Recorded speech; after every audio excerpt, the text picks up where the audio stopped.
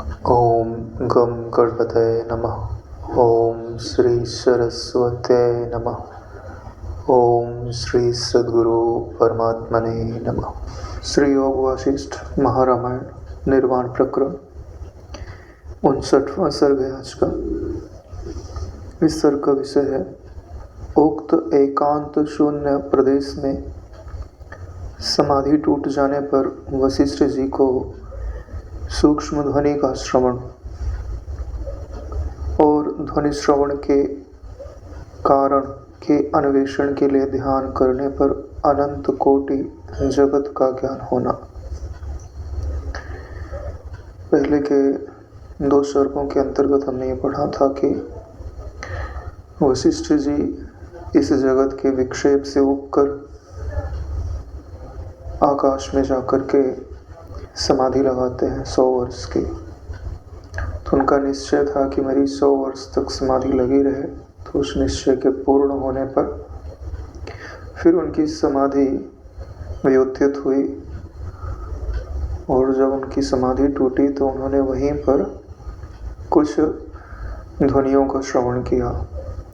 तो उन्होंने ये ध्वनि कहाँ से आ रही है, किसकी है, इसका अनुसंधान करने के लिए फिर से संकल्प करके उन्होंने ध्यान लगाया। जब ध्यान लगाया तो उन्हें अनंत ब्रह्मांड अपने आप में ही दिखाई देने लग गए, उनकी दृष्टि में आने लग गए। तो उसी का वर्णन इस 59वें सर्ग में किया जाएगा।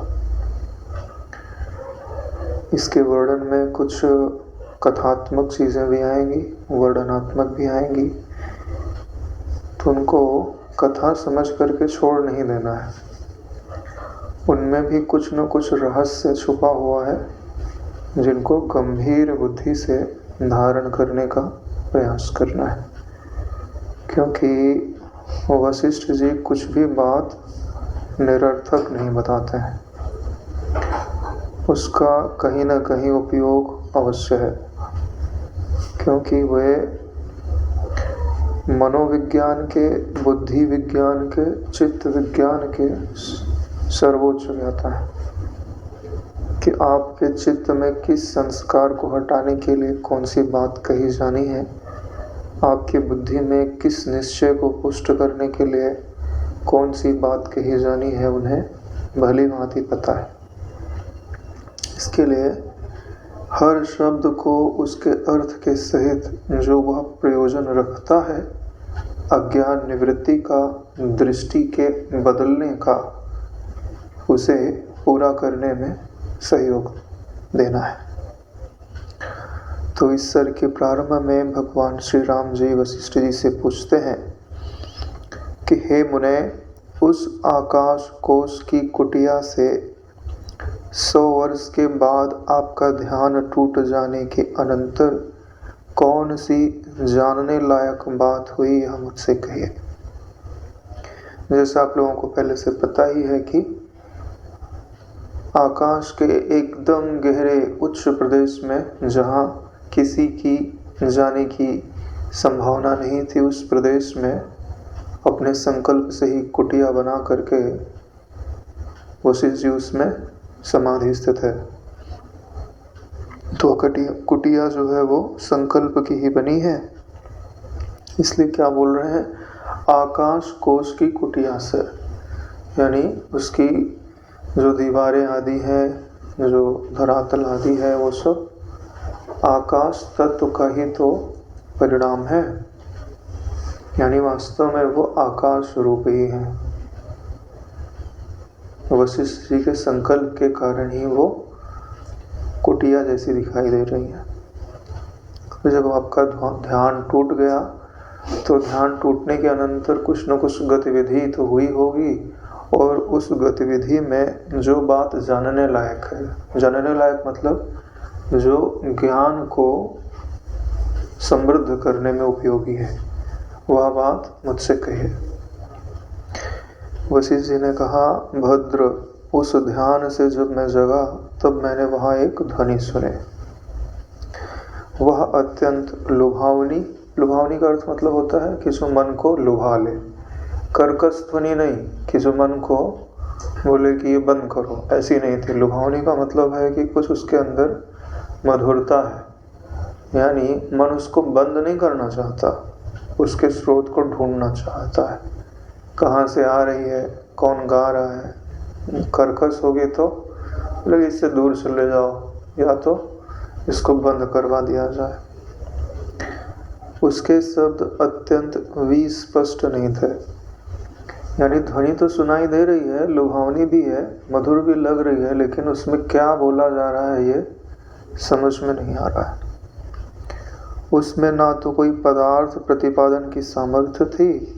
पदार्थ प्रतिपादन की सामर्थ्य का अर्थ होता है कि जैसे लोहे को टकराओ तो अलग ध्वनि आती है, लकड़ी से टकराहट होती तो अलग ध्वनि आती है, पानी के गिरने की अलग ध्वनि आती है। तो ये जो ध्वनियाँ होती हैं जो किसी पदार्थ को इंगित करती हैं, जब पानी टपक रहा है ना तो उसकी जो ध्वनि है बता देगा कहीं पानी टपक रहा है। हवा चल रही है तो उसकी भी अपनी एक ध्वनि है। तो ऐसी ध्वनि नहीं थी कि जो किसी पदार्थ को बताती थी कि वहाँ कोई पदार्थ है। ना वाक्यार्थ प्रतिपादन की ही सामर्थ्य थी। तो जो पदार्थ होते हैं वो वाक्य नहीं बोलते। वाक्य कौन बोलता है? मनुष्य आदि, यानी जो प्राणी होंगे वही तो बात बोलेंगे। तो प्राणियों की आवाज जैसी ना वो किसी पदार्थ को निरूपित कर रही थी, ना वाक्य रूप थी जिसका कोई अर्थ निकलता है।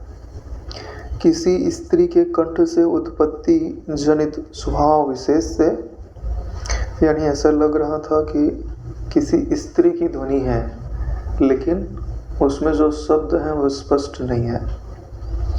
अब वो स्त्री की ध्वनि है तो स्त्री का जो स्वभाव होता है उस ध्वनि के अंदर दिखाई देगा, इसलिए बोलते हैं स्वभाव विशेष से मानो वह ध्वनि मृदु, मृदु यानी कोमल, मधुर यानी उसके अंदर मिठास है। अनुकरणशील, अनुकरणशील का अर्थ होता है कि जो अपनी ओर खींच ले, अपने ओर, अपने पीछे पीछे चलने के लिए जो प्रेरित करे, उसको बोलते हैं अनुकरणशील। शील का अर्थ होता है जो उसके पीछे गमन करने की ओर प्रेरित करता है। प्रतीत हो रहे थे, ऊंची भी नहीं थी, ज़्यादा तेज नहीं थे। अतः वह कहीं दूर से नहीं सुनाई देती, पास ही की है। मतलब कहीं पास से ही आ रही, ज़्यादा दूर से नहीं आती हुई प्रतीत हो रही है। तो ऐसा उन्होंने इस ध्वनि के विषय में अनुमान किया कि यह स्त्री की ध्वनि है, मृदु है, मधुर है और अनुकरणशील है, यानी अपनी ओर खींच रही है, ज़्यादा तेज भी नहीं और लगता है कहीं पास से ही आ रही है।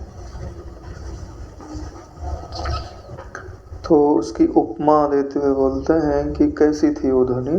तो बोलते हैं कि वह भ्रमर की ध्वनि के सदृश थी, जिससे भौरा गुंजन करता है ऐसी ही उसकी ध्वनि थी। वीणा के झंकार के सदृश मनुष्य को लुभाने वाले थे। वीणा आदि जब संगीत बजते हैं ना, तो अभी तो वीणा आदि को बजाना किसी को आता नहीं है, नहीं तो पहले तानसेन वगैरह जो थे वीणा वगैरह बजाते थे तो आपके चित्त को बलात् खींच लेगा। बोलते हैं कि नाद में इतनी सामर्थ्य होती है कि मृग जो मनुष्य को देखते ही भाग जाए, लेकिन ध्वनि बजने लगती है तो जाके खड़े हो जाते, भूल जाते हैं कि मैं मृग हूँ। और कई बार शिकारी लोग भी इसका उपयोग कर लेते हैं और तीर से मार देते हैं। तो वीणा के झंकार के सदृश से मनुष्य को लुभाने वाले थे। मनुष्य को लुभाने वाले का मतलब होता है जिसमें मन की प्रधानता है ना। लुभाया तो मन ही जाता है ना। हाँ, तो लुभता मनुष्य ही है ना। जो संत होते हैं ना, संत को मनुष्य नहीं बोला जाता है, क्योंकि वो सत्य से एकत्व को अनुभव कर लिए हैं। मनुष्य वो है जिनमें मन की प्रधानता है, मन का प्रधानता, इसलिए तो मनुष्य बोलता है। वह शब्द ना तो कोई बालक का रुदन था, ना कोई प्रौढ़ व्यक्ति का पठन ही था, ना तो ऐसा लग रहा था कि कोई बच्चा रो रहा है, ऐसा भी नहीं था, और कोई प्रौढ़ व्यक्ति कुछ पढ़ रहा है ऐसा भी नहीं लग रहा है। हाँ, कमल के विष कोश में प्रसिद्ध भ्रमरों के गुंजन के सदृश से अवश्य था। यानी जैसे भौरा गुंजन करता है ऐसी वो ध्वनि थी। आप अपने कानों को बंद कर लो अच्छी तरह से, तो इस प्रकृति में भी भौरों के गुंजार जैसी एक ध्वनि विद्यमान है, जिसको नाद बोलते हैं। झिंगुर जैसी ध्वनि भी आती है, सीटी जैसी भी होती है, कभी कभी भौरे जैसी ध्वनि भी, चिड़ियों के चहचहाने जैसी ध्वनि भी आती है। उसे सुनकर वहाँ मुझे बड़ा ही विस्मय हुआ। बगीचा लगा के बुलाया तो बोलता नहीं प्रभु, अब उम्र हो गई काका, ज्ञान मार्ग के लिए बुद्धि का जागृत होना जरूरी है। वो तो 8 बजे सो जाते हैं, कहाँ उनको विक्षेप कर रहे हैं। एक आप ही हो जो है ना जाने की अवस्था में ज्ञान पाने के लिए लगे हुए हो। आपको तो राम राम करके अभी तक सो जाना चाहिए था। खाली इच्छा होने से नहीं तो शरीर भी साथ देना चाहिए। इसलिए तो बोलते हैं कि युवा अवस्था में ज्ञान पा लेना चाहिए, है ना। वृद्धावस्था में जब करो और क्या है, क्यों ज्ञान के पीछे पड़े हो काका। अब उम्र ऐसी है ना, अपने इष्ट का चिंतन करो। हम उनके चरणों में बैठे हुए हैं और माला लेके घुमाते रहो, उन्हीं की याद आए और क्या है। छोड़ो झंझट। आत्मा क्या है, परमात्मा क्या है, जगत क्या है, माया क्या है, कैसे छूटा जाता है, कैसे वृत्ति को ब्रह्माकार बनाया जाता है, सब उम्र गई अब तुम्हारी। हम थोड़ी बुलाने वाला बुलाता है, हमको थोड़ी सब इसकी थोड़ी होता है, जो होता है उससे बस। काका भी पक्के है, डगमगा नहीं रहे बातों से। बोले बातें समझ में आए चाहे नहीं आए, वृत्ति चाहे बने चाहे नहीं बने, लेकिन जब तक बैठते हैं तब तक अच्छा तो लगता है। हाँ, ऐसा लगता है कि अपने घर द्वार की बातें हो रही है, अपने परम धाम की बातें हो रही है। भले उस पर हम आरूढ़ हो पावे ना हो पावे, बुद्धि उतनी प्रवीण हो चाहे ना हो, इतने समय जब हम लोग बैठे हैं ना, तो वशिष्ठ जी के सानिध्य में बैठे हैं, राम जी के सानिध्य में बैठे हैं। इसी को तो बोलते हैं ना कि सज्जनों का संग करना चाहिए। तो सज्जन है ये। जैसे गुरु गीता पढ़ते हैं तो क्या बोलते हैं, गुरु जी के सानिध्य का फल प्रदान करती है। ऐसे ही जो भी ये सत्शास्त्र होते हैं जिनके द्वारा अनुप्राणित हैं, उनका अर्थ निकालते हैं तो वो आपके मन में निवास करते हैं, कि बुद्धि में निवास करते हैं, उनका संग आपको प्राप्त होता है। ऐसे थोड़ी ना है कि इनका जो इतना गहरा अर्थ है बिना उनकी उपस्थिति के आपकी बुद्धि में प्रकट हो जाए। और सब ब्रह्म तत्व से एक ही हैं। जैसे ही स्मृति करो ना वैसे हाजिर हो जाते हैं। किसी लोकांतर से आना नहीं है ना। देश और काल तो उनके लिए है जो इस जगत को ठोस मानते हैं, है ना। मन में कहीं पास या दूरी होती है। अभी एक चिंतन करो घर याद आ जाएगा, अगला चिंतन करो है ना आश्रम पहुंच जाएंगे। कितना टाइम लगता है, मनोवृत्ति मात्र तो है। हाँ, तो बात चल रही थी कि ये सब सुन करके वशिष्ठ जी को बड़ा विस्मय हो रहा है। विस्मय क्यों हो रहा है कि यहाँ बैठे होते हैं पृथ्वी लोक पे तो कोई बात ही नहीं थी, कहीं से भी ध्वनि आ सकती है। आकाश, वो भी ऐसी जगह जहाँ कोई आ जा नहीं सकता है, वहाँ तो ध्वनि उत्पन्न करने का कोई साधन भी नहीं हो सकता ना। ध्वनि कैसे उत्पन्न होती है, टकराहट से, कोई पदार्थ ही नहीं है वहाँ, आवाज कहाँ से आ रही। तो विस्मय होना स्वाभाविक है। उक्त शब्दकर्ता के अन्वेषण के निमित्त अब भाई विस्मय हो गया तो खोजने की वृत्ति तो अपने आप उपजेगी। तो ये जो शब्द करता है, यानी जो शब्द का उच्चारण कर रहे हैं, अब उसको खोजने के लिए मैंने 10 दिशाएं देख डाली। बाद में मैं सोचने लगा, दोनों 10 दिशाओं को देख लिए है ना। 8वां दिशा है, ऊपर नीचे मिलकर 10 दिशाएं। हम देखने के बाद कोई दिखाई नहीं दे रहा है, इसीलिए सोचने लगे। जिन मार्गों में सिद्ध पुरुष ही संचरण कर सकते हैं, ऐसा मार्ग जिसमें केवल सिद्ध लोग ही जा सकते हैं, उनसे भी शून्य जो लाखों योजन दूर है। यानी जहाँ तक जा सकते हैं सिद्ध, उसके भी आगे लाखों योजन दूर। यानी सिद्ध भी नहीं जा सकते हैं। उसको लांघ कर यह आकाश का ऊर्ध्वतम भाग स्थित है। जहाँ आकाश का ऊर्ध्वतम भाग स्थित है वहीं तो उन्होंने कुटिया बनाई है। इसलिए इस एकांत स्थान में स्त्री वाक्य के सदृश ऐसे शब्द का संभव कैसे होगा? क्या बोल, ऐसा उनका निश्चय नहीं कि स्त्री बोल रही है, स्त्री के वाक्य के जैसा है, क्योंकि देखा तो है नहीं। स्त्री बोल रही, पुरुष बोल रही कि माया है, क्या है, भूत प्रेत, कौन पिशाच बोल रहा है, तो ऐसा संभव ही कैसे है? यहाँ पे बड़े यत्न से देखता हूँ तो भी मैं शब्द करने वाले को देख नहीं पाता। बड़े प्रयास से उन्होंने सूक्ष्म दृष्टि का अवलंबन लेकर के देखा, फिर भी दिखाई नहीं दे रहा। मेरे सामने विद्यमान यह जो निर्मल आकाश है वह तो असीम चारों ओर से शून्य ही है, यानी चारों तरफ देखने पर शून्यता ही है। असीम है, कोई सीमा भी दिखाई नहीं दे रही। बड़े यत्न से मैं देख रहा हूँ तो कोई प्राणी दिखाई नहीं देता, कोई भी प्राणी वहाँ पे दिखाई नहीं दे रहा है। प्राणी उसको बोलते हैं जिसमें प्राण होता है ना।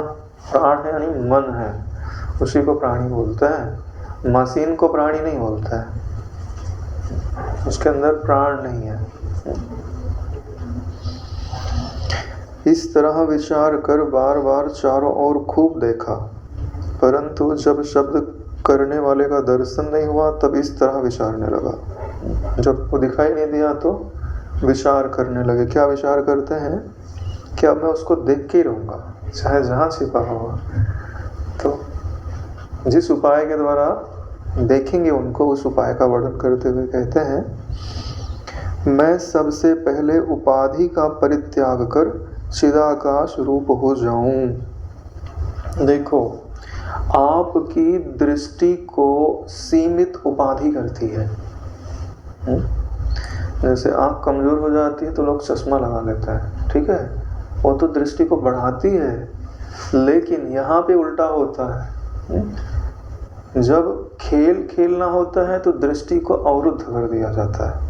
कोई खेल खेलना है ना तो सब कुछ देख लेगा तो पहले ही जान लेगा। तो बोले भाई अब तुम खेल खेल रहे हो, तुम्हारी आँख पे एक पट्टी बांध दें, एक कम दिखाई दे, फिर 2 पट्टी बांध दें और कम दिखाई दे, है ना।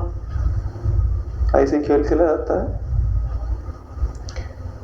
खेल कई प्रकार के हो सकते हैं। किसी में ऐसा हो कि भाई दृष्टि को अवरुद्ध कर दिया जाए या एक छेद दे दी जाए, इसी से देख करके ही बाकी से पूरा पर्दा ढका रहेगा, इसी से देख के ही निर्णय लेना है, पहचानना कि सामने वाला कौन है।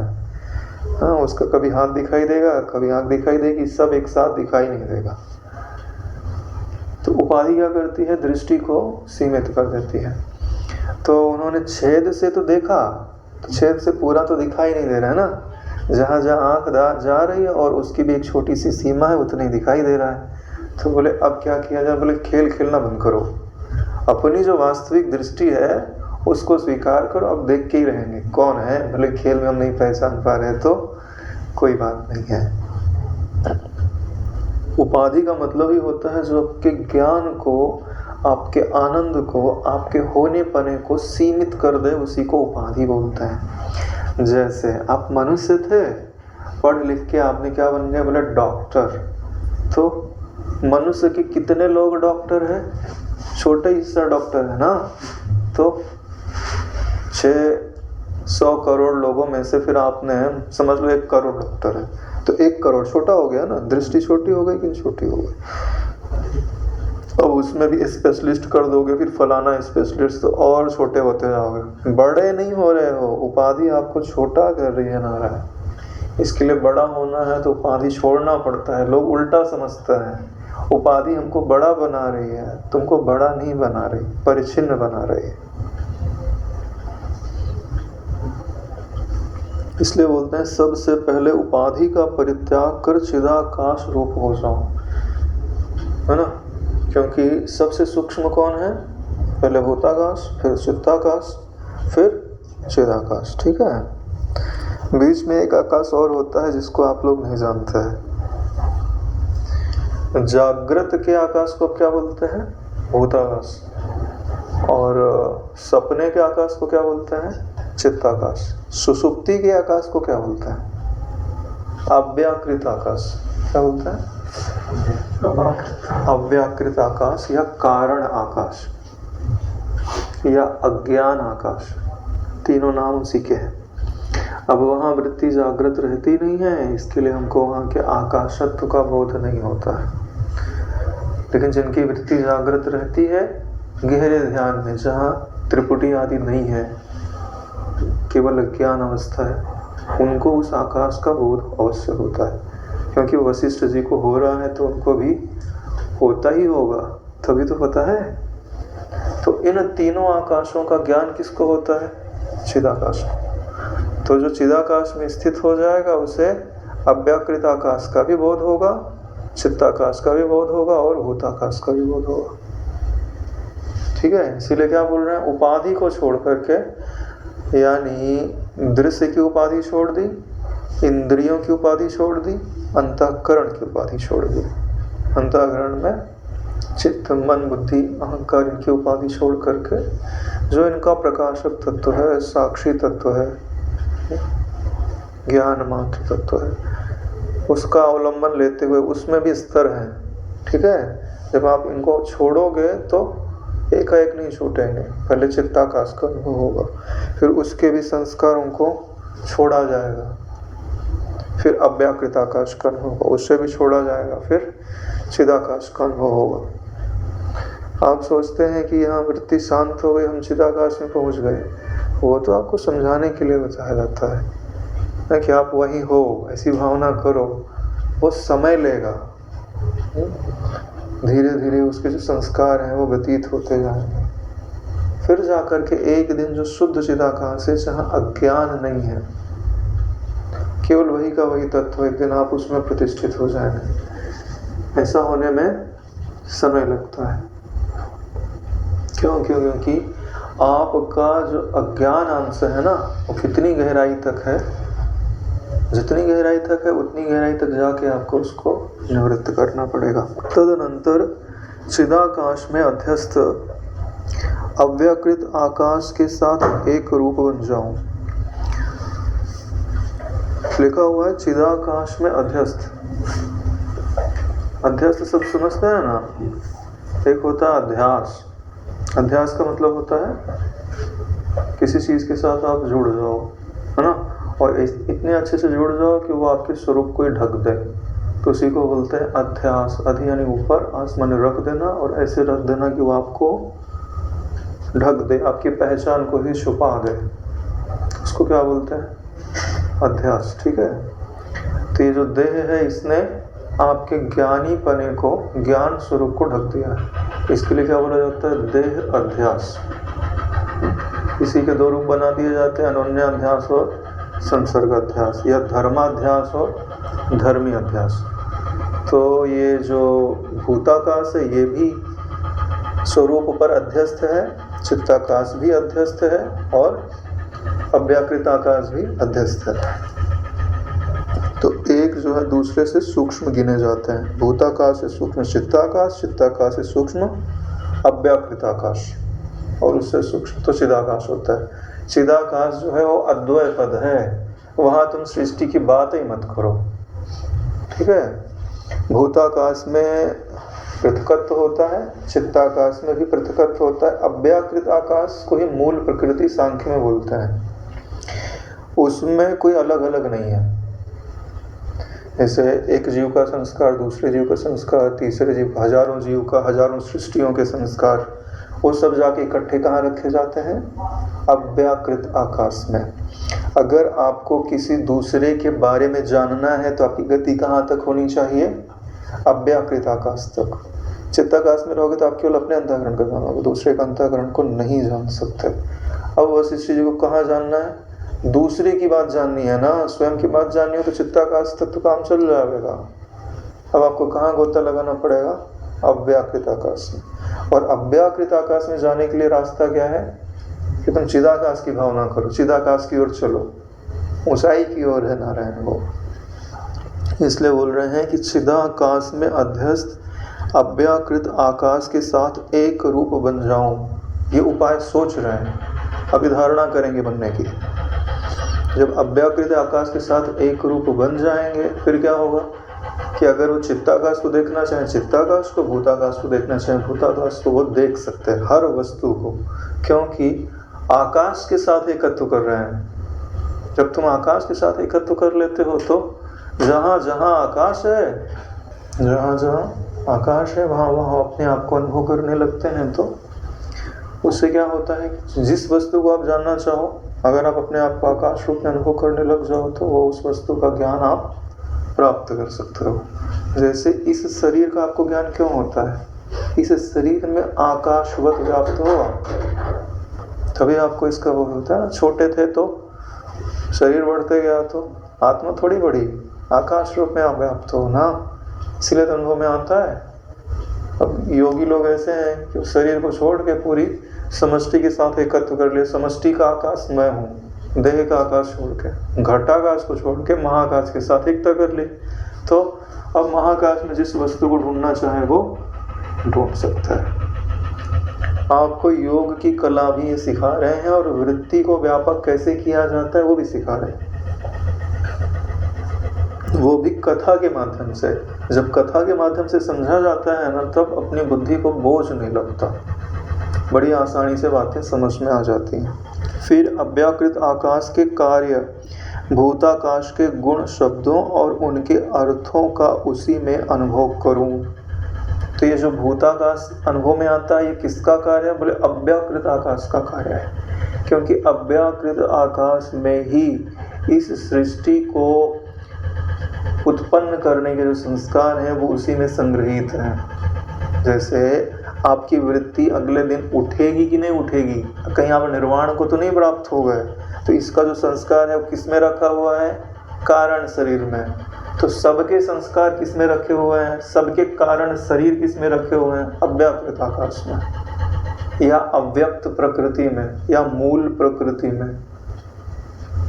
तो जब उसके साथ एक हो जाएंगे तो कहाँ पहुँच गए आप? Data house. किसी का भी रिकॉर्ड निकालो और किसी का भी रिकॉर्ड देख लो, भूत भविष्य वर्तमान सब, भविष्य भी देख सकते हो वहाँ पे जाकर। अब मैं ध्यान के प्रभाव से यहाँ पर यथा स्थित देहाकाश को, यहाँ पे अब ध्यान के प्रभाव से ध्यान लगाएंगे और यहाँ पे जो उनका देह आकाश है, यानी उनको देह भी आकाश के रूप में अनुभव में आ रहा है, लेकिन देह के कारण वो छोटा सा लगता है, घटाकाश सा लगता है।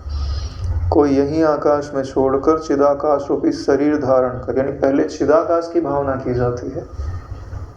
जब चिदाकाश में स्थित हो जाते हैं ना तो संकल्प रहता है कि चिदाकाश में स्थित होने के बाद मैं अव्याकृत को देखूं, तो फिर वहां से अव्याकृत में वापस आ, क्योंकि ये ज्ञानी जन है ना, ज्ञानी जन पहले जो है ना उस तत्व में विश्राम पा लेते हैं, क्योंकि अभ्यास ही उनका चिदाकाश स्वरूप में स्थित होने का है। अगर योगी आदि हो जिनको तत्व का बोध ना हो तो वो कारण जगत में ही छलांग लगाते हैं। अव्याकृत आकाश के साथ एक रूप बन जाता हूँ। कैसे बन जाता हूँ? जैसे जल बिंदु साधारण जल के साथ एक रूप बन जाता है। जैसे बहुत सारा जल रखा हुआ हो, तालाब है, समंदर है, उसमें एक बूंद पानी डाल दो तो एक रूप हो गया।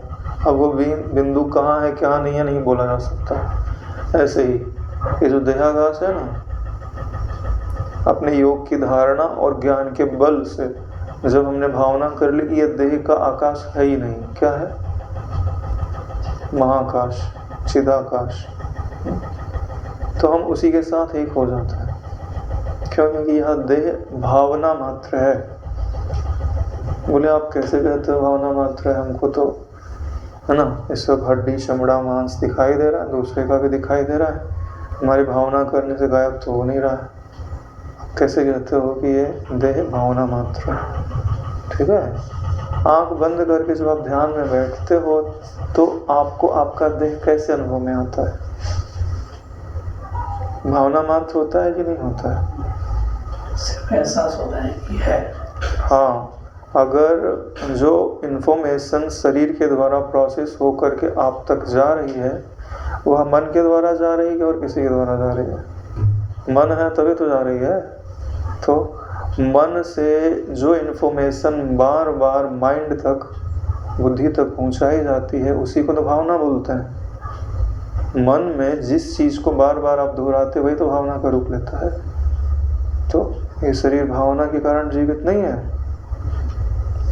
बार बार यह जो ज्ञान इंद्रियां हैं जो मन के साथ जुड़ी हुई हैं, वो बार बार इंफॉर्मेशन पहुंचा रही हैं। आपको लगता है कि मुझे एक जैसा शरीर का भान हो रहा है, एक जैसा शरीर का भान नहीं हो रहा है नारायण। हर पल ये स्पर्श इंद्रिय आपको कुछ न कुछ इंफॉर्मेशन प्रोसेस करके दे रही है। तो क्या ये मन की भावना नहीं है कि देह है, मैं हूँ, मैं बैठा हूँ? ये संस्कार आपको बिना बताए, आपकी दृष्टि नहीं पड़ रही है ना, इसके लिए वो प्रोसेस होकर के जा रहा है, आपको समझ नहीं आ रहा है कि आपको ये परोसा जा रहा है कि देह है, बैठा है, खड़ा है, चल रहा है, गिरने वाला है, संभल ले। आपको पता नहीं चलता आपका ब्रेन एक सेकंड में कितनी प्रोसेस करता है, कितना विज्ञान छुपा हुआ है। हमको लगता है कि वही सब एक जैसा है, कोई एक जैसा नहीं है। हर पल नई इंफॉर्मेशन प्रोसेस हो रही है। आप एक बार नज़र इधर से उधर उठाते हो, उस नज़र के उठाने के लिए उस पूरी प्रकृति में कितनी घटनाएं घटती हैं आपको नहीं पता है। माइंड कितने केमिकल्स रिलीज होते हैं, कितनी मसल्स को आदेश दिया जाता है कि अब यहाँ से वहाँ उठना है, तब जाके होता है। आप चलते हो तो माइंड का कौन सा हिस्सा कार्य करता है कि आप गिरो नहीं, चलते रहो, सामंजस्य बना रहे। कितनी सारी प्रोसेस हो रही है। तो वो प्रोसेस बार बार दोहराई जा रही है और दोहराने में मन कारण है। तो जो बात बार बार दोहराई जाती है उसी को भावना बोलते हैं। तो यह मन अनजाने ही आप में यह भावना डाल रहा है कि यह शरीर है और आप अपने आप को नहीं जानते, तो यह शरीर के होने के साथ अपने आप होनापना जोड़ देते हो कि मैं हूँ, मैं बैठा हूँ, मैं चलता हूँ। तो जब आपको इसको निवृत्त करना है तो जो इन्फॉर्मेशन आ रही है ना शरीर से, उसको कर दो ब्लॉक। इन्फॉर्मेशन क्यों आती है? प्राण चलते हैं तो आती है। प्राण को कर दिया, रोक दिया और फिर मन रुक जाता है। रोक दिया ना, अब इंद्रियों तरफ नहीं जाना है, नहीं जाएगा, जिधर लगाना चाहते हो उधर जाएगा। जब मन प्राण में लीन हो जाता है तो उसको सुषुप्ति बोलते हैं। जब प्राण मन में लीन हो जाता है तो उसको समाधि बोलता है। नींद में आपके प्राण चलते रहते हैं, मन नहीं होता है सुषुप्ति के समय। यानी जो मन है वो प्राण में लीन हो गया है। प्राण स्थूल होता है, मन सूक्ष्म होता है, इसीलिए बोलते हैं वहाँ तमोगुण है। तमोगुण में नींद आती है। और जब स्थूलता सूक्ष्मता में लीन होती है, यानी प्राण मन में लीन होते हैं, तो इसलिए समाधि में प्राण नहीं चलते। आपने एप्पल खाया हुआ है, थोड़ा सा पचा है, थोड़ा पड़ा है, तो 100 साल बाद भी वो तो नहीं पड़ा रहेगा, पचेगा नहीं। जितने आपके दाढ़ी के बाल नहीं बढ़ेंगे कि समाधि लग गई और बाल बढ़ गए, कुछ नहीं होगा, वैसे का वैसा रुक जाएगा। हाँ, जिसकी गहरी समाधि नहीं लगी, तो जब तक उस निर्विकल्प समाधि में नहीं पहुंचता तब तक प्रोसेस होता है। तो ऐसा लगता है कि दाढ़ी थोड़ी बढ़ गई है, नहीं तो नहीं बढ़ती। पक्की समाधि, निर्विकल्प समाधि सिद्ध हो गई, लगा लिया ना, रंच मात्र प्राण नहीं चलेंगे। और प्राण नहीं चलेंगे तो शरीर में कोई क्रिया नहीं होगी, ना नाखून बढ़ेगा, ना बाल बढ़ेगा। तो ये बात समझाने के लिए बताई जा रही है। वशिष्ठ जी कहते हैं, भद्र इस तरह विचार कर, प्लानिंग कर लिया वशिष्ठ जी ने कि अब मुझे उसे कैसे ढूंढना है। तो विचार करने के बाद क्रिया की जाती है। ये भी बात हमको समझाई जा रही है कि जो आपको करना है, पहले मन में भली भांति विचार कर लो कि मुझे करना क्या है। जैसे आपको आप निर्णय करते हो कि मुझे तत्व का बोध प्राप्त करना है, तो प्लानिंग तो करो कि कैसे करोगे। मार्ग पता है आपको कि बस जिधर रास्ता दिखा उधर चल पड़े, तो अब क्या पता, रास्ते तो भाई चौराहे पे खड़े होगे किधर भी चल दोगे थोड़ी ना हो जाएगा। आपके मंजिल का साइन बोर्ड दिखाई दे रहा है कि नहीं दिखाई दे रहा है, इधर आपको जाना है। कई बार तो मेरे को ऐसा लगता है कि लोग सिर्फ चले जा रहे हैं, उनको पता ही नहीं है कि रास्ता कहाँ जाता है। जैसे कर्म योग के बारे में लोगों को भ्रांति होती है कि हम निष्काम कर्म करते रहें और हमको परमात्मा तत्व का बोध हो जाएगा। ना निष्काम शब्द पर विचार करते हैं और ना इस योग से क्या प्राप्त होता है उस पर विचार करते हैं। तो क्या केवल क्रिया को दोहराने मात्र से आपको तत्वबोध हो जाएगा? वो भी है ना। और निष्कामता का विचार नहीं किया तो क्या होता है?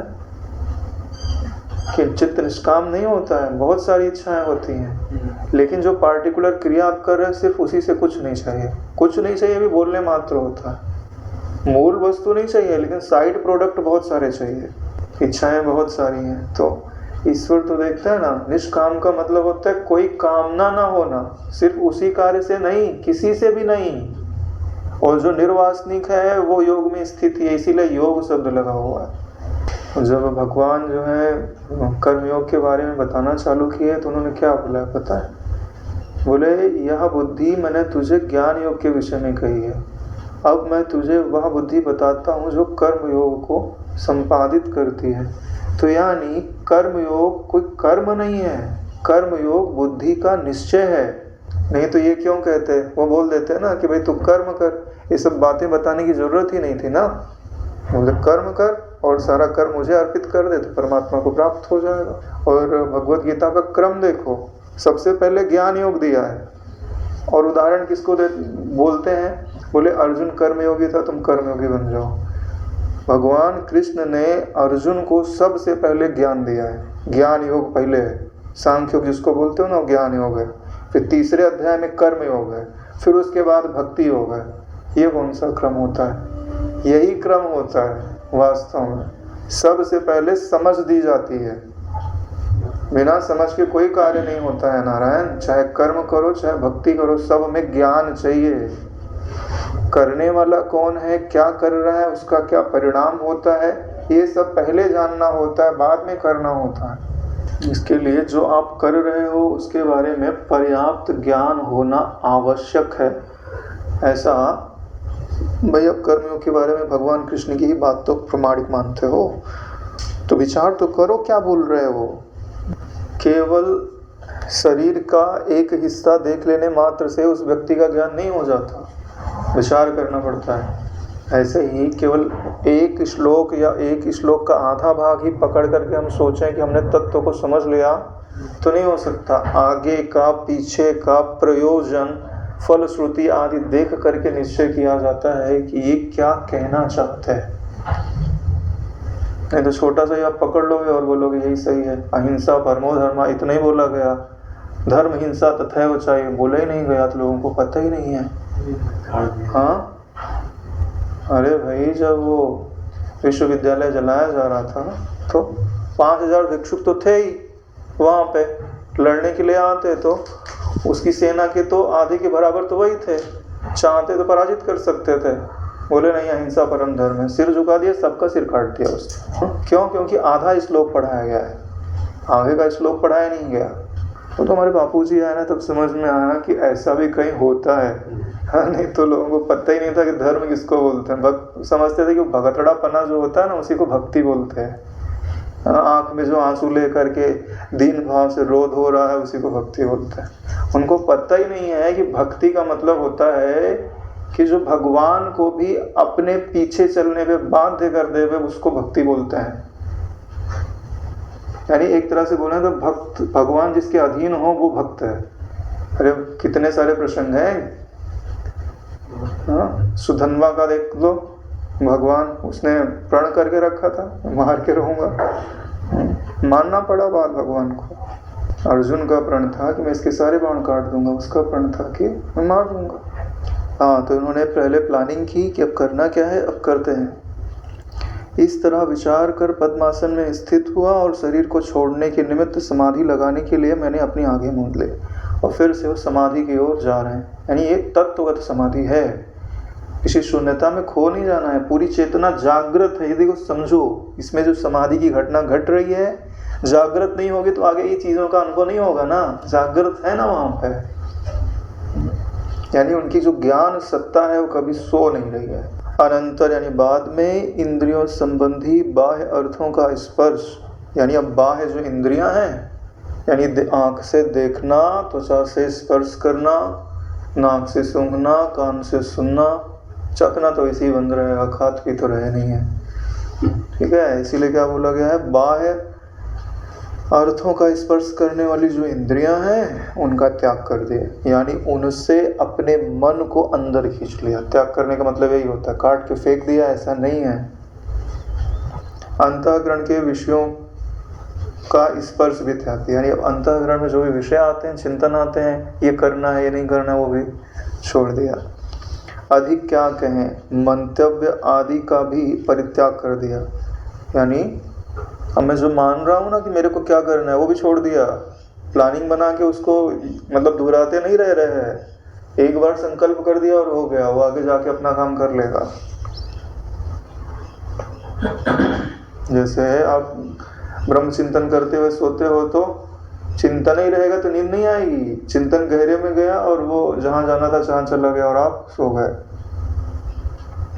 फिर मैं एकमात्र संबित स्पंदन रूप चित्ताकाश बन गया।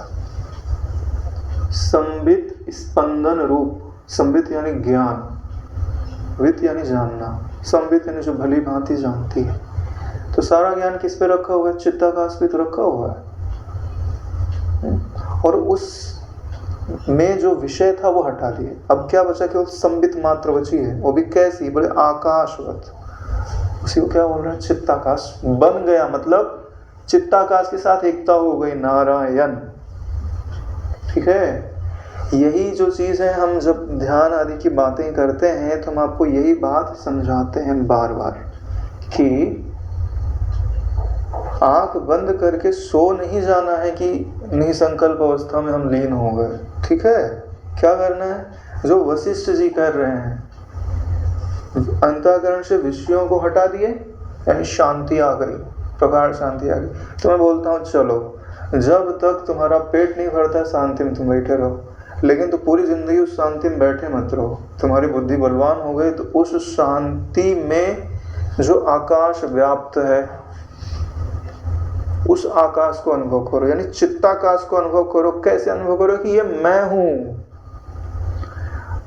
आगे की तरफ विस्तृत, दसों दिशाओं में विस्तृत जो असीम आकाश है, उसको अनुभव करो। जब तक इस खालीपन को, इस आकाश को आप अनुभव नहीं करोगे, तब तक भूल जाओगे कभी चिदाकाश में स्थिति होगी, क्योंकि चिद के साथ आकाश शब्द लगा हुआ है। करोड़ों वर्षों से आपकी आदत हो गई है किसमें, देहाकाश में रहने की, तो कुछ समय तो बृहद आकाश में बिताना पड़ेगा ना, तब तो आदत छूटेगी। हाँ, तब तो बोलोगे कि सर्वोहम, नहीं तो अभी देहो हम बोलोगे तो सही, लेकिन सर्वोहम बोलोगे तो सही, लेकिन रहोगे देह में ही। गुरुत्वाकर्षण की सीमा के पार जाना पड़ता है नारायण। तीन मैं होते हैं अपने, होते नहीं हैं, समझाने के लिए बता रहा हूँ। एक होता है आध्यासिक मैं, ठीक है, आध्यासिक मैं को ही ज़्यादातर लोग अपना मैं समझते हैं। ठीक है, जिसको अच्छा लगता है, बुरा लगता है, जो भी बोल रहा है, जो सुन रहा है, इसको क्या बोलते हैं, आध्यासिक मैं। इसको जो जानता है, प्रकाशक इसका, इसको बोलते हैं साक्षी मैं, जो इससे असंग है। और एक मैं और होता है अद्वय मैं, ब्रह्मात्म, एक के बोध होने के उपरांत जो, हालांकि मैं रहता नहीं है फिर भी, उसको बोलते हैं। तीन मैं अपन रख सकते हैं। ठीक है, तो सुबह में जब आप व्यवहार प्रारंभ करना चालू करते हैं तो एक दृढ़ निश्चय करना चाहिए, क्या कि यह जो आध्यासिक मैं है ना, वह जगत का अंग है। क्या, जगत का अंग है, तो जगत की चीज़ों का इस पे प्रभाव पड़ेगा, स्वीकार कर लो। जब तुम बोलोगे कि इस पे प्रभाव नहीं पड़ेगा ना, तब तुमको दुख होगा। जगत की चीज़ों का इस पे प्रभाव पड़ेगा, और पड़ना भी चाहिए, क्योंकि व्यवहार कर रहा है। ठंडी है तो ठंडी लगनी चाहिए, गर्मी है तो गर्मी लगनी चाहिए। मेढक की तरह नहीं होना चाहिए कि उसको गर्म पानी में डाल दिया गया और उसको गर्म कर रहा है पानी को, तो अब उसको कूद के बाहर निकल जाना चाहिए, लेकिन उसको गर्मी का एहसास ही नहीं है। कोल्ड ब्लडेड है ना वो, उसको पता ही नहीं चलता टेम्परेचर बढ़ रहा है, उबल जाएगा, मर जाएगा, उसी में हिलेगा डुलेगा नहीं। ऐसा नहीं होना चाहिए नारायण। हाँ, पता चलना चाहिए हर चीज़ का, लेकिन ये भी पता चलना चाहिए कि आध्यासिक मैं को हो रहा है, साक्षी मैं को कुछ नहीं होता। मुझे कुछ नहीं हो रहा, इसे हो रहा है। मुझे कुछ नहीं होता, इसे हो रहा है। यह बात अपने आप को भली भांति समझा देनी चाहिए। फिर डाल दो उठा के आध्यासिक मैं को संसार के अंदर, क्या फर्क पड़ता है ना। हंसने के समय हंसे, रोए के समय रोवे, और फिर जब वापस खींचा ना उस मैं को, तो आध्यासिक था ना? बोले हाँ। तो बोले अपनी सत्यता छोड़ दे, फिर मैं तेरे को वापस ले लेता हूँ। तो जितना राग द्वेष का संस्कार समझाया था, झटक दिया, हट। इसमें जो ज्ञान था ना, मैं खत्म कर। संसार का संसार में, आत्मा का आत्मा में, यही तो है ना? अगर ऐसा समझेंगे ना तो निर्लेपता बनी रहेगी नारायण। हालांकि जिनको व्यवहार नहीं करना है ना, तो उनको आध्यात्मिक में तो छोड़ ही देते हैं, है ही नहीं है, ठीक है? क्योंकि उनकी क्या बोलते हैं, किसी कार्य को करने में एक्यूरेसी की जरूरत ही नहीं रहती है। हुआ तो हुआ, नहीं हुआ तो नहीं हुआ, कोई लेना देना नहीं है। लेकिन आपको तो अपनी सेवा की यथार्थता बनाए रखनी पड़ती है ना। इसलिए हम बोल रहे हैं कि अपने आध्यात्मिक में को जितना लिप्त होना है ना, होने दो, ठीक है? लेकिन समझो लिप्त यहाँ हो रहा है, मैं नहीं हो रहा हूँ। फिर केवल अल्पकाल के लिए दिया है, संसार में सबके और सदा के लिए नहीं दिया है, ठीक है? फिर जब हाथ खींचा तो जो कीचड़ था पानी डाल के धो दिया, है ना? सच्चाई है। 3 में अपने को अनुभव में आते ही आते हैं, विचार करोगे तो। और उस चीज़ का जो हम लोग चर्चा करते हैं, बातें करते हैं, उनका प्रमाण यहाँ मिल रहा है, केवल काल्पनिक नहीं है। इसके बाद उनका भी क्रमशः परित्याग कर, यानी चित्ताकाश का भी क्रमशः परित्याग कर, किस में जा रहे हैं? बुद्धि तत्व के स्थान में पहुंच गया। कहाँ पहुंच गया? बुद्धि तत्व का जो स्थान होता है, यानी इसमें जो ज्ञान सत्ता है, मैं हूँ, वो विचार भी जो धारण करता है, विचार तो नहीं है, उसका जो संस्कार है गहरे में, वो बुद्धि तत्व धारण करती है। वहां तक पहुंच गया, फिर उसका भी त्याग कर, यानी बुद्धि तत्व भी छोड़ दिया। चिदाकाश रूप वास्तविक स्वरूप में पहुंच गया। यहाँ तक आपकी अज्ञान निवृत्ति का कार्य था। इसके बाद जो अनिर्वचनीय तत्व, सीधा क्या सुनिए, अनिर्वचनीय तत्व, बुद्धि उसके बारे में कुछ भी बोल नहीं सकती, क्योंकि बुद्धि तत्व छूट गई नारायण। वहां पहुंचकर अपनी आत्मा में अध्यस्त समस्त जगत के प्रतिबिंबों का एक दर्पण रूप बन गया। तो ये जो चिदाकाश तत्व है ना, वो कैसे है? बोले एक दर्पण की तरह है, जिसमें जितने भी कल्पनात्मक ब्रह्मांड है, ये जितने भी ब्रह्मांड हैं, कल्पनात्मक तो हम चिदाकाश की दृष्टि से कह रहे हैं, हमारी दृष्टि में तो सत्य ही है। तो जितने हैं वो सब कहाँ हैं? बोले चिदाकाश में है। तो जितना भी दृश्य होगा वो कहाँ होगा? दर्पण में होगा, क्योंकि सत्य नहीं है ना। तो अब वशिष्ठ जी अपने को क्या अनुभव कर रहे हैं कि वही चिदाकाश रूपी दर्पण, जिसमें जितनी भी तुम कल्पना कर लो, अनंत कोटि ब्रह्मांड सब जिसमें प्रतिबिंबित होते हैं, वह दर्पण वो अपने आप को अनुभव करने लग गए कि वही मैं हूँ। जब ऐसी धारणा करेंगे तो क्या होगा? जितनी भी सृष्टियाँ होंगी वो सब भाषाएंगी। पहुँच गए ना वहाँ पे, तो वही घटना घटेगी। भद्र इसके बाद उसी चित्त स्वभाव से मैं भूताकाश के साथ एक रूप ऐसे बन गया जैसे सामान्य जल के साथ समुद्र जल या सामान्य सौरभ के साथ कमल आदि सौरभ एक रूप बन जाता है।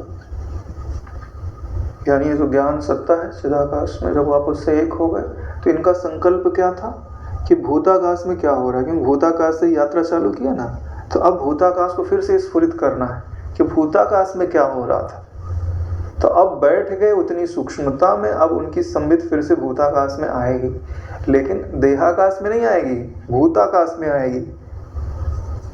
यानी जहाँ सारी सृष्टियाँ हैं, अब उससे एक कैसे हो गए? जैसे उदाहरण दे रहे हैं, जैसे सामान्य जल समुद्र जल के साथ एक हो जाता है। सौरभ का अर्थ होता है सुगंध, जैसे छोटे छोटे पौधों की सुगंध हो और ढेर सारे कमल निकले हों, तो उसकी सुगंध के पास रख दिया तो उसकी सुगंध उसमें तिरोहित हो गई, एक रूप हो गई। उस भूताकाश में भूताकाश के कार्यभूत समस्त सृष्टियों का अवलोकन करने के लिए, अब भूताकाश में स्थित हो गए तो भूताकाश में जितनी सृष्टियां हैं उनका अवलोकन करने के लिए चिदाकाश के साथ अभेद कल्पना करके कहते हैं कि वो सब चिदाकाश के साथ एक है, तभी वो वहाँ पे दिखाई देंगे। तदनंतर मैं चिति रूप महाकाश के साथ अभेद संबंधी कल्पना कर असीम और सर्वगामी बन गया। देखो अब उनके लिए क्या शब्द आ रहा है, तदनंतर मैं चिति रूप महाकाश के साथ एक संबंधी कल्पना कर। ये कल्पना बोलते हैं, हम बोलते हैं धारणा कर, क्योंकि इनके लिए तो कल्पना ही है कि सोचे और हो गया, लेकिन हमारे लिए क्या है, हमारे लिए धारणा है भाई, उसको हमको धारण करने के लिए बार बार वैसा करना पड़ेगा। तो उन्होंने क्या धारणा की कि ये जो चिति तत्व है वो भी कैसा, बोले इन सारे आकाशों से एक अभेद संबंधी महाकाश के साथ जो एक रूप है, उसी चिति तत्व को अपने मैं के रूप में धारणा की है, कल्पना की कि वही मैं हो जाऊं। तो सत्य संकल्प थे ना, इसके लिए वैसे अपने आप को अनुभव करने लगे। जैसे चिति असीम है वैसे वो अपने आप को असीम और सर्वगामी, यानी कि जहाँ चाहे वहाँ पहुँच जाए। कैसे पहुँच जाए, शरीर से नहीं ना रहे, है ना। जो भी चीज़ याद करोगे, जैसे अभी आप अपने चित्त में याद करो तो वहाँ शरीर जाने की जरूरत थोड़ी ना है ना। व्यासपीठ याद करो, बन गया, वहाँ शरीर जाने की जरूरत पड़ी नहीं पड़ी। शरीर तो तब बनता है जब तुम अज्ञान स्वीकार कर लेते हो, तो शरीर की जरूरत ही नहीं है। जिस चीज़ का ज्ञान पाना चाहो मन में स्फुरित होगा, देख लो कि सब जगह तो चैतन्य है ही है। असंग अद्वय होने के कारण चिति कैसी है, बोले असंग है और अद्वय है। असंग यानी संग नहीं करती, जैसे आकाश सब में होते हुए किसी को स्पर्श नहीं करता, ऐसे ही सब में होते हुए सबसे असंग है। और अद्वय है, ठीक है, यानी उसके सिवा कोई है भी नहीं। जैसे रेत में पानी दिख रहा है ना सूर्य की रश्मियों के कारण, तो जो रेत है वो जो पानी दिख रहा है उससे असंग है। तो क्या असंगता की जरूरत है, पानी है ही नहीं है। लेकिन जब पानी दिख रहा था तो असंगता समझी जाती कि असंगता है, लेकिन वास्तव में असंगता की ज़रूरत ही नहीं पड़ती, क्योंकि जिससे हम उसको अलग कर रहे थे ना वो था ही नहीं। इसके लिए दो शब्द बनाए गए। असंग पहले अनुभव में आता है जब आप साक्षी तत्व का अनुभव करते हो, अद्वय बाद में अनुभव आता है जब ब्रह्म की अद्वितीयता का अनुभव करते हो, यानी दृश्य के मिथ्यात्व का अनुभव करते हो। जब आपने अपने आप को असंग अद्वय समझ लिया तो आपको क्या अनुभव में आएगा, अनाकार, आप में कोई आकार नहीं है। आकार वस्तु में होता है, वस्तु के प्रकाशक में नहीं होता। और अनाधार, आपका कोई आधार नहीं है, आप सब के आधार हो। अनाधार होता हुआ सर्व आधार योग्य, जो सबको आधार देता है, ऐसे भूताकाश के साथ अभिन्नता से सब पदार्थों का आधारभूत बन गया। भूताकाश के साथ एकता कर लिए। अब कैसा अनुभव में आ रहा है, सारे पदार्थ मुझ में है ना, मैं किसी में नहीं हूँ, सारे पदार्थ मुझ में है, यानी मेरा आधार कोई नहीं है, मैं सबका आधार हूँ। जैसे आप शरीर की समस्त कोशिकाओं के आधार हो ना, ऐसे ही है ना। 372 खरब कोशिकाएं तो आपके शरीर में भी है ना, समझ लो 372 कोशिकाएं नहीं है, 372 खरब कोशिकाएं नहीं है, वो सारे 372 खरब ब्रह्मांड है। समझ लो ब्रह्मांड है, तो तुम है ना चिति रूप हो गए। हाँ, तुम्हारे में ही उनका जन्म हो रहा है, स्थिति है, प्रलय है, उनको कोशिका मानते हो तो भी तो इतने व्यापक हो ना तुम। बड़ी बात क्या है कि आप उनको देखते ही नहीं हो। जो भेद में भी अभेदत्व है वह आपका ये जो व्यष्टि रूप है नहीं अनुभव करा देता है, लेकिन हम इधर भी दृष्टि नहीं डालते है। इतना सारा भेद होने के बाद भी अपने आप को अभेद ही तो बोलते हो। थोड़ी दृष्टि और बढ़ा लो, जो थोड़ा बहुत बाहर भी भेद दिखाई दे रहा है उसको भी समेट लो अपने भीतर, हो गया, इतना तो कर ही लिया, थोड़ा और कर लो, हो जाएगा। भूताकाश की अवस्था को प्राप्त चिदाकाश में मैं, यानी यह जो भूताकाश है वास्तव में चिदाकाश ही है। सिर्फ कल्पना के कारण, अज्ञान के कारण या ब्रह्म के स्वभाव के कारण, स्वभाव समझ लो, अभी कल्पना वल्पना नहीं समझोगे, है ना, अज्ञान अवस्था है ना, तो क्या समझ लो कि ब्रह्म का ऐसे ही स्वभाव है कि उसमें भूताकाश होता है मतलब दिखता है। शब्द भी बड़े संभाल के बोलने पड़ते हैं, कहीं अन्याय ना हो जाए शब्दों के साथ। यानी भूताकाश की अवस्था को प्राप्त चिदाकाश में मैं तीनों लोकों के झुंडों को, यानी एक दो नहीं, पूरे के पूरे तीनों लोगों के झुंड लगे हुए हैं, अब दिखाई दे रहे हैं उनको। सैकड़ों संसारों को, सैकड़ों संसार दिखाई दे रहे हैं, लाखों अगणित ब्रह्मांडों को देखने लग गया। लाखों ब्रह्मांड उनको कहाँ दिखाई दे रहे हैं? अपने आप में। ये सब सर्ग अव्याकृत निर्मल आकाश मात्र रूप थे। ये सब सर्ग जितने भी दिखाई दे रहे हैं, कैसे बोले? अव्याकृत। अव्याकृत का एक अर्थ होता है अभेद रूप, व्याकृत मतलब होता है पृथक पृथक, अव्याकृत मतलब होता है जहाँ पे पृथकत्व तो ना हो। जैसे अगर सब लोग गहरी नींद में सो गए तो जो सबका अनुभव है क्या वो अलग अलग है कि एक है? एक का ही अनुभव है नारायण। अभाव में सबकी एकता होती है, ऐसे ही अव्याकृत में कुछ अलग अलग नहीं है, एक रूप ही है। इसीलिए क्या बोला गया है? ये सब सर्ग अव्याकृत निर्मल आकाश रूप मात्र थे। ये ज्ञानी की दृष्टि है।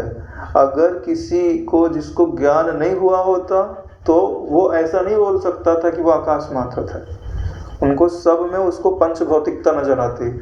भाई इतने किलोमीटर का उनका व्यास था, हजारों किलोमीटर, करोड़ों किलोमीटर जो भी बोले, इतने बड़े थे और यहाँ ये दिख रहा था, यहाँ ये दिख रहे थे, यहाँ ये प्राणी थे। आकाश मात्र तो वो बोल सकता है जिसने विचार करके उनकी पदार्थता को पहले निवृत्त कर रखा हो। अगर आपको ऐसा देखना है ना तो ज्ञान प्राप्त करना पड़ेगा और योग की कला सीखनी पड़ेगी। इसलिए एक दूसरे की दृष्टि से छिपे हुए थे, क्योंकि अब ये जो दृष्टि बता रहे एक दूसरे से छिपे हुए थे, मतलब एक ब्रह्मांड के जो प्राणी हो दूसरे वाले ब्रह्मांड को नहीं देख पा रहे, जबकि पास पास में ही है। वो ज्ञान मतलब वशिष्ठ जी की दृष्टि से, उनकी दृष्टि से तो बहुत दूर है। उनमें अनेक तरह के आचार बोलते हैं आचरण को, यानी सबके आचरण एक जैसे नहीं थे। अनेक तरह के आचार हैं और अनेक तरह के विचार थे, एवं परस्पर शून्य रूप थे। परस्पर शून्य रूप का अर्थ होता है एक दूसरे के लिए अनभिज्ञ थे। वशिष्ठ जी सबको जानते हैं लेकिन वो पास में ही रखी हुई सृष्टि को नहीं जान रहे। आश्चर्य रूप हो रहा है कि नहीं? घटनाएं हो रही है ना? हाँ, आज ही शाम